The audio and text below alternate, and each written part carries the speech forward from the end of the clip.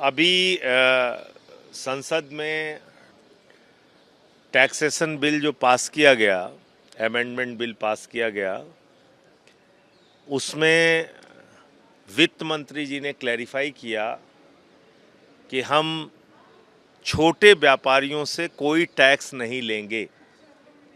ये उन्होंने साफ तौर पे कहा, क्योंकि जब मैंने कहा कि भाई समोसे वाले, सब्जी वाले, चाय वाले से आप टैक्स लेंगी, तो उन्होंने कहा कि नहीं, यूपीआई पेमेंट पे हम उनसे टैक्स नहीं लेंगे। लेकिन ये कितनी भ्रामक बात है वित्त मंत्री जी की कि उन्होंने अपनी ही स्पीच में दो तरह की बातें कही। पहले उन्होंने कहा कि इसके लिए कमेटी बनेगी जो डिसाइड करेगी कि व्यापारियों से कितना टैक्स लिया जाएगा यूपीआई पेमेंट पे। उनकी ही स्पीच में, किसी दूसरे की स्पीच में नहीं। हमने बिल पूरा पढ़ लिया, उसमें आपने नहीं लिखा है कि चाय वाले से, टैक्सी वाले से, ऑटो वाले से, सब्जी वाले से यूपीआई के पेमेंट पे टैक्स नहीं लिया जाएगा। उसमें कहीं नहीं लिखा हुआ है। और अपने बयान में आप कह रहे हैं कि इसको डिसाइड करने के लिए कमेटी बनेगी।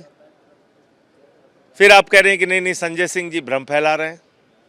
तो मैं फिर दोहरा रहा हूं, ये बिल पूरी तरीके से अमेरिका के ट्रंप के दबाव में लाया गया है, क्योंकि वीज़ा कार्ड और उनका जो मास्टर कार्ड था, उसका इस्तेमाल करना हिंदुस्तान के लोगों ने कम कर दिया था।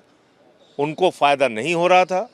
यूपीआई का पेमेंट पूरी तरीके से फ्री है, जिसके ऊपर अमेरिका ने और ट्रंप ने दबाव बनाया कि आप टैक्स लगाइए, और इस टैक्स को लगाने से अंततोगत्वा भार जनता को झेलना पड़ेगा।